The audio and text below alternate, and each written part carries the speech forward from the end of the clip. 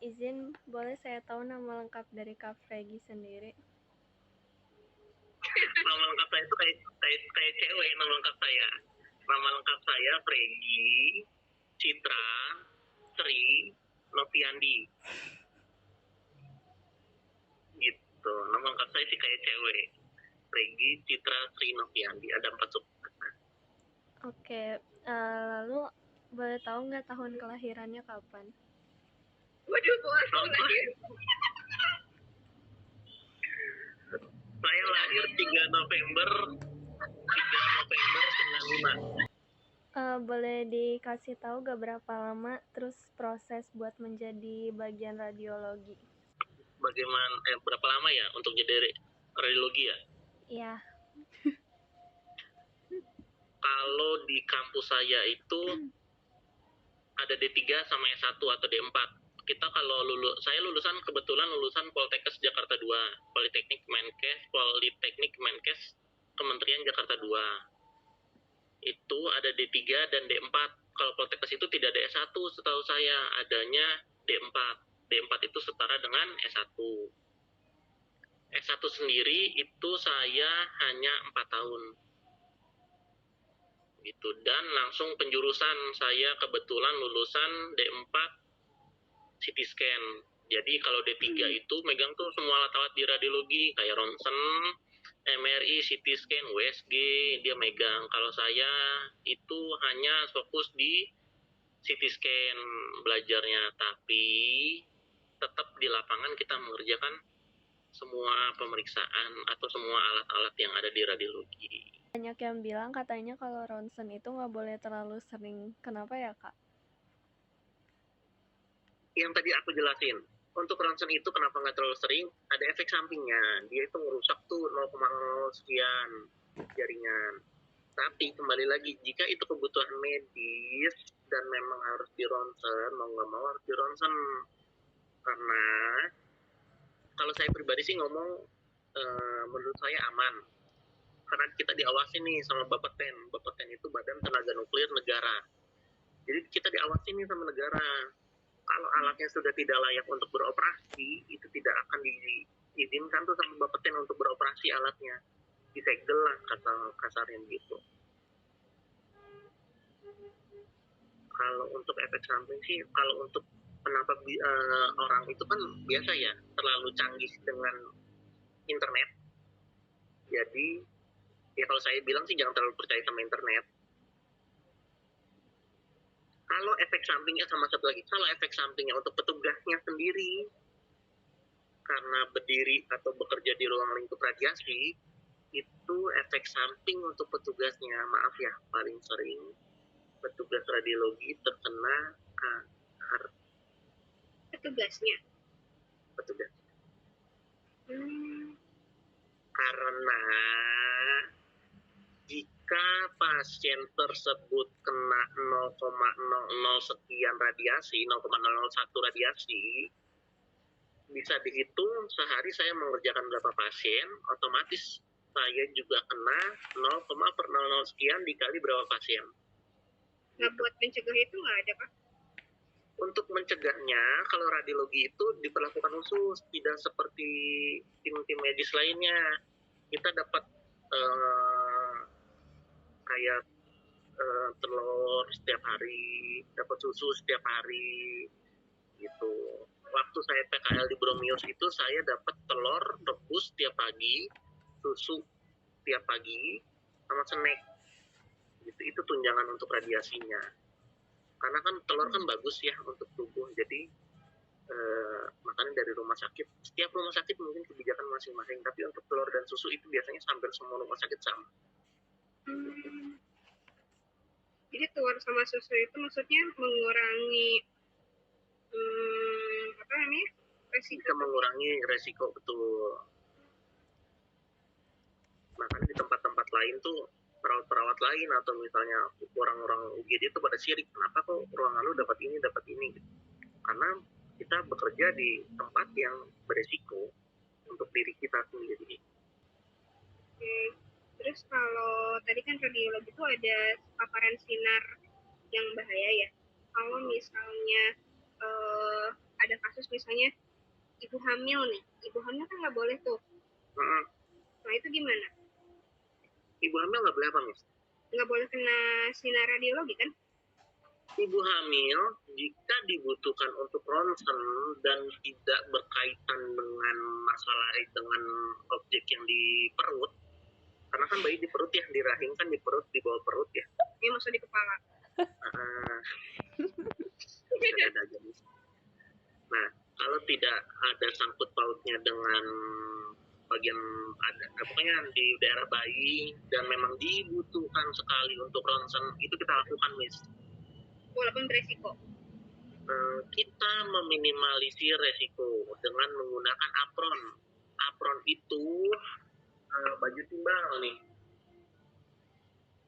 Itu untuk pasien. Baju timbal untuk pasien, untuk radiologi jika foto di tempat itu menggunakan apron. Apron itu proteksinya kita nih. Jadi di ruang radiologi itu bukan sembarang tembok, tapi ada kayak timbal, timah begitu. Jadi kalau untuk ronsen bayi, misalnya ronsen anak ibu hamil, misalnya kakinya patah nih, kita nggak tahu posisi patahnya bagaimana segala macam. Mau nggak mau kita ronsen, tapi perutnya kita tutupin nih dengan double apron atau triple apron dengan mengeliliti tubuh pasiennya. Oh emang itu bisa melindungi ya? Bisa nutupin gitu? Setidaknya bayi tersebut nggak kena hamburnya secara langsung atau banyak. Kita meminimalisir kena hamburnya radiasi. Begitu. Baik. Oke. Tapi jangan salah. Pasien-pasien yang mengaku sakit perut, ternyata setelah diperiksa dalamnya ada bayi. Oh iya. Dan mau nggak mau kita, ya sudah dikerjakan.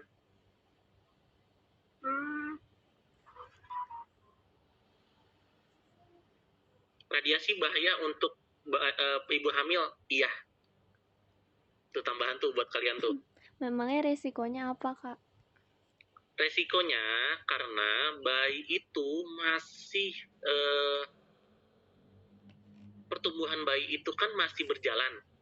Sel-selnya masih ngebikin nih, sel-selnya gitu kan. Yang saya bilang, radiasi itu merusak 0,00 sekian jaringan. Jadi takutnya ada kecacatan saat bayi nanti lahir. Sel yang mana sedang tumbuh, itu kita putus nanti dengan radiasi, itu kan kasihan. Gitu, makanya di ruang radiologi itu selalu ada tulisan ibu hamil atau sedang hamil atau merasa hamil harap lapor petugas radiologi, karena untuk mencegah itu.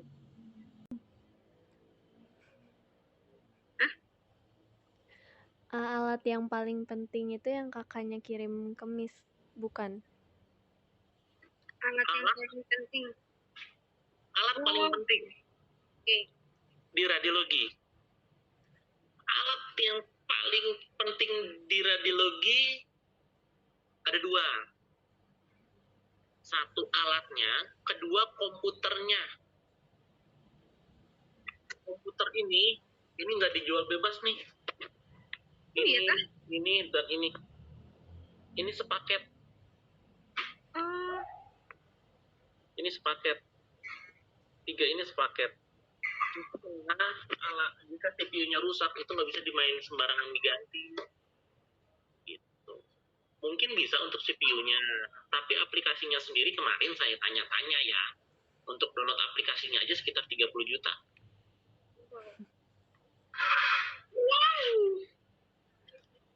Aplikasi dan ada kemarin alat saya CT scan tuh. Kayaknya aku udah ngirimin deh. Alat CT scan itu kemarin kita rusak karena terlalu dingin. Itu benerinnya di 500 juta. Alat MRI yang ada gambar burung di atasnya itu kita baru 6 bulan. Harganya maaf nih agak sombong nih, 18M. Aduh. Jadi alat-alat di radiologi itu nggak ada yang murah. Sejauh ini alat yang termahal ada di rumah sakit ya di radiologi. Selain ronsen, ada nggak sih kerjaan apa tugas lain yang dilakukan oleh kakak? Apa tugas lain yang Iya, dilakukan sama saya? selain ronsen. Kalau di tempat lain saya pergi ke ruangan OKA atau ruang operasi. Saya megang alat di ruangan operasi. Namanya alat siam. Dia untuk Siam. siam. C strip ARM. Oh, siam. Oke. Dia untuk memantau tuh, sama modelnya pakai radiasi, pakai X-ray juga, tapi dia untuk melihat bagian yang diperiksa dan alatnya steril, nggak boleh kemana-mana itu. Standby-nya di ruangan OKA atau di ruang operasi. Nggak boleh keluar dari ruangan OKA gitu maksudnya? Nggak boleh, karena kan steril. Kalau saya kerjaannya selain di radiologi nggak mungkin, karena radiologi itu tidak ada wewenang untuk nyuntik, untuk tensi pasien, untuk kerjaan kayak perawat nggak ada wewenang, dan saya pun nggak belajar gitu. Jadi kalau misalnya ada perbantuan nih, tiba-tiba kalau perawat kan enak ya, dari ICU dibantuin ke UGD, dari rawat inap bantuin UGD, dari UGD naikin ke atas. Kalau radiologi hanya stuck aja udah di radiologi ruang lingkupnya, nggak ada lagi. Pelit kita mah. Terus kalau misalnya di bagian radiologi itu ada berapa orang? Di tempat saya 9 orang dan 1 admin jadi 10. Oke. Itu dibagi, kalau kemarin bilang jam kerjanya Iya. Berapa shift gitu? Jam kerjanya 3 shift, 4 shift sih sebenarnya, cuma kita nyebutnya 3 shift. Jam pagi itu dari jam 7:30 sampai jam 3. Jam siang itu dari jam 2 sampai jam 9. Jam malam itu dari jam 8:30 sampai jam 8 pagi. Ada lagi jam nanggung kalau kita nyebutnya, jam middle itu dari jam 9 sampai jam 4 atau jam 5 sore, tergantung kondisi di ruangan gimana.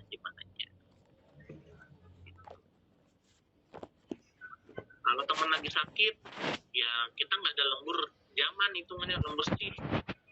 Teman sakit nggak bisa masuk malam, ya udah dari siang nih jam 2 sampai besok pagi sampai jam 8 nggak pulang berarti.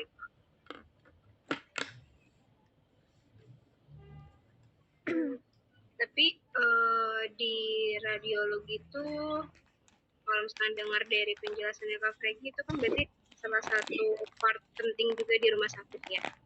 Betul. Sibuknya itu sama kayak di UGD nggak sih? Kalau yang UGD kan wah kayaknya terus-terusan ada gitu kan pasiennya, apa radiologi juga kayak gitu? Kalau radiologi sih kalau UGD itu rame karena tindakannya harus cepat. Oke. Gitu. Kalau radiologi itu ramenya kalau tiba-tiba pasien dokter ortopedi ada berapa? Misal di rumah sakit Jakarta tuh sekali praktek pagi aja dokter ortopedi ada 3, dokter saraf ada 2, dokter penyakit dalam ada 2, UGD ada lagi, dokter gigi ada lagi untuk foto gigi panoramik, gigi keseluruhan. Yang repot itu saat mereka ngirim ronsen barengan, jadi nggak tentu jamnya, tiba-tiba mereka ngirim dari UGD, ngirim dari ini, ngirim dari itu, ngirim. Belum tiba-tiba ada pasien dari luar pengen berobat di rumah sakit Jakarta melakukan ronsen, itu juga agak makan waktu, jadinya agak banyak gitu. Kalau mungkin di tempat saya terbanyak itu di 40-50 pasien pagi aja. Mungkin kalau di RSUD atau di RSUD lah, itu sehari bisa mungkin mereka 60-80 sehari, pagi doang atau sampai jam siang. Kalau di tempat saya paling banyak itu 60 atau 65 satu shift, satu hari. Kalau di RSUD percaya sama saya, RSUD itu bisa sampai hampir 100 deh sehari.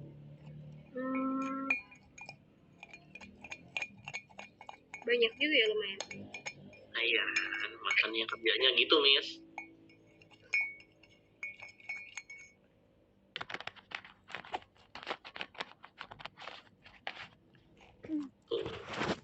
lagi. Kamu mau nanya, Boleh. udah berapa lama kakak jadi bagian radiologi? Apa? Sudah berapa lama kakak menjadi bagian radiologi?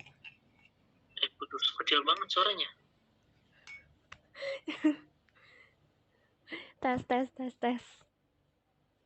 Ada nggak? Kecil. Kin, suaranya Kin. Ya Allah. Halo ya. Udah belum? Sudah berapa lama apa? Sudah berapa lama menjadi bagian radiologi? Sudah berapa lama kerja di bagian radiologi? Ya. 7 tahun. 7 tahun. Terus Aku dari 2 minggu sebelum wisuda itu sudah kerja di Rumah Sakit Jakarta. Kalau kemarin kan ngelihat dari gelarnya ya, sarjana terapan, itu biasanya kampusnya berarti kerja sama dinas terkait ya? Kita itu semi negeri. Nama kampusnya Politeknik Kementerian Kesehatan Jakarta 2, Poltekkes Kemenkes Jakarta 2. Wow. Gitu. Itu semi negeri. Sebenarnya sih bukan semi negeri sih, tapi kalau orang banyak pikirkan nanti negeri penempatannya di rumah sakit negeri, kalau kita enggak, kalian tetap cari sendiri. Oh gitu, jadi tidak disalurkan sama kampus juga, misalnya buat mahasiswa yang berprestasi atau apa gitu? Tidak. Gitu, dimanapun, mau itu Poltekkes Semarang pun nggak ada. Gitu. Kan prinsipnya kan karena kalau difokuskan di satu tempat kan kali lulusan aja ada 90 siswa jadi takutnya pusing nanti rumah sakitnya. Itu lulusan 90 siswa aja baru D3, D4-nya belum, nanti Semarang belum, yang swasta belum, itu kan pusing. Kalau misalnya dia cuma ambil D3 aja, itu berarti dia bisa langsung kerja di situ kah atau tetap harus lulus dari D4? D3 sudah bisa langsung kerja.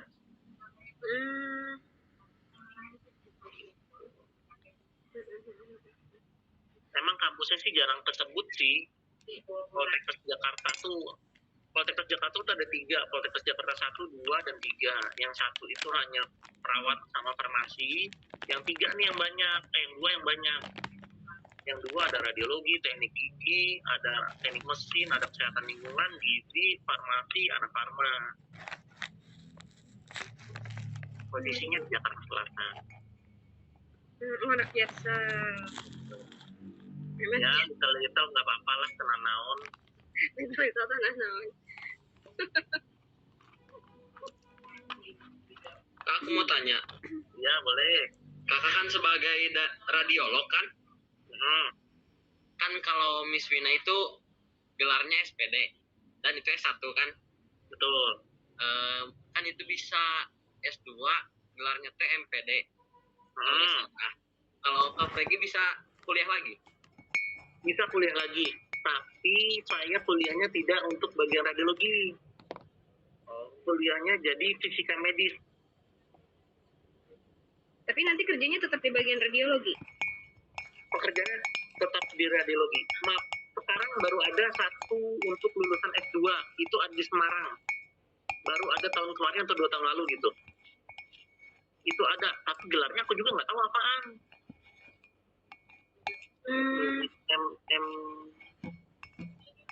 Berapa magister radiologi kalau nggak salah deh. Kemarin temanku ada yang lulusan sana.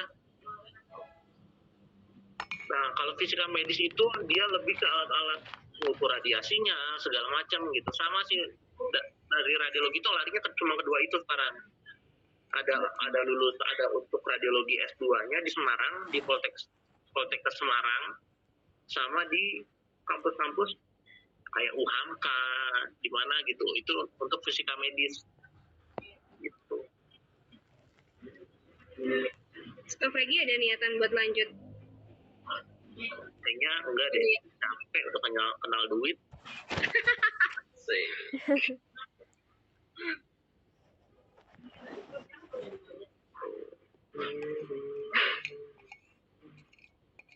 Fajar kayaknya yang nanya itu ya, yang nanya masalah kontras ya.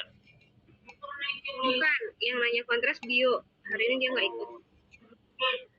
Kalau Fajar kalau nggak salah mau jadi TNI ya, Jar ya? Ya, Miss. Ah, kan di TNI juga, itu sebetulnya ada dokter TNI yang nggak sih, Kak Freki? Saya gagal Fajar. Sedih jadinya.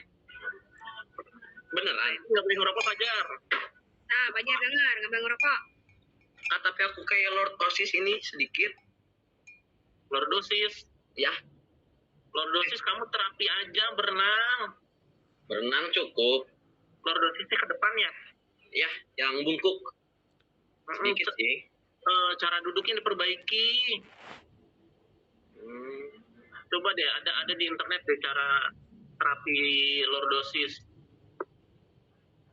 Kamu harusnya sama kayak siapa satu lagi yang politis. Di ronsen tuh kelihatan tuh nanti lengkungannya berapa. Untuk ngelurusin badannya aja dulu berenang Fajar. Sedikit-sedikit Mas, minggu sekali. Siap.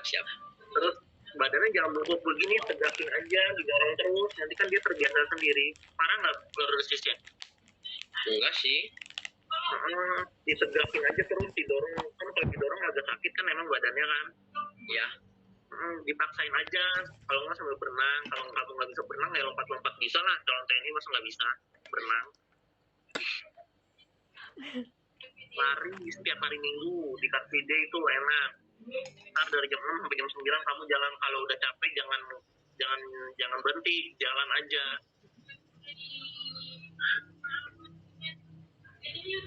Pokoknya fisiknya dikuatin deh, pull up, sit up, itu kuatin deh. oke.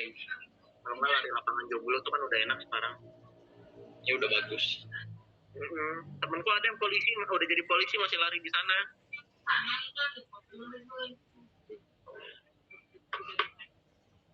Kalau mau masuk radiologi dulu terus masuk TNI bisa, jenjangnya ada. Promosi. Jadi kalau di kesehatan itu bisa Fajar, kamu misalnya mau Wawancaranya mungkin di channel YouTube-nya mereka sendiri. Bisa ya? boleh. Nanti aku minta itu aja dong channel YouTube-nya. Boleh, nanti di-share linknya. Katanya nanti ada pameran juga ya? Iya, nanti di akhir tahun.